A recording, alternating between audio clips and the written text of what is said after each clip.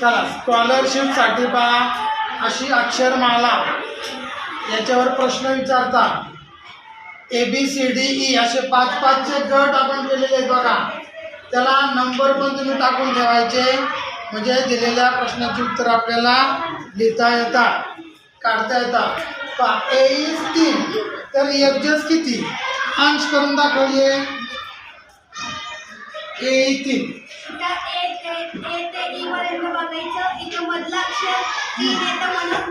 5 अक्षर आले म्हणून 3. मग एफजेला काय नाव?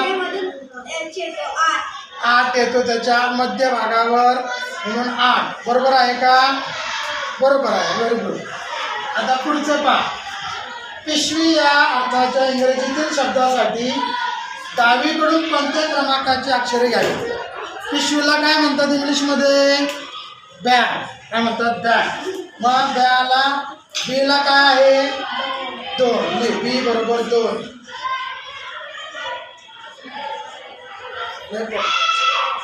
बरोबर लिहायचं. एला काय आहे?